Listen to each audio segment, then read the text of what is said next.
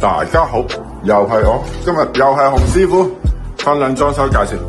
呢個係 BB 房，單人房，一個位嘅啫，淨係廚房特別細啲。咁我哋將個廚房平時擺開洗衣機嘅位置，就擺翻喺個廚房嗰度，擺翻個廁所嗰度，亦都有個壁櫥。沖涼房係比較狹窄啲，不過唔緊要，做咗個一體嘅洗面盤、洗衣盤，連埋嗰個洗衣機。咁都唔錯嘅，咁上面做咗個吊櫃，側邊做咗個板，可以擺下啲垃圾嘢，小牙膏牙刷啦。如果一個人啊，其實冇乜所謂噶啦，已經。水箱嗰度冇乜所謂啦，避開少少。呢邊做咗個 PD 門，就向外掩。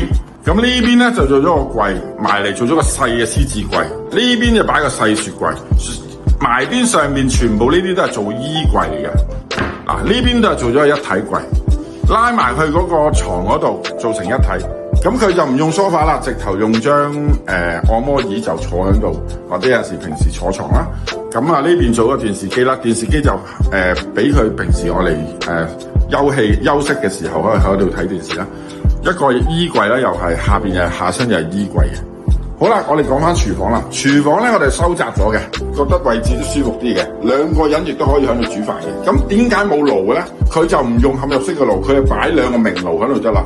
就唔需要嗰個嵌入式噶啦，咁呢邊咧就做翻個洗碗盤，咁上面做咗個吊櫃，佢就轉咗個熱水爐，所以做咗個貼架可以，呢啲貼架，咁我哋將佢拉高咗，變咗可以做翻個貼架啦。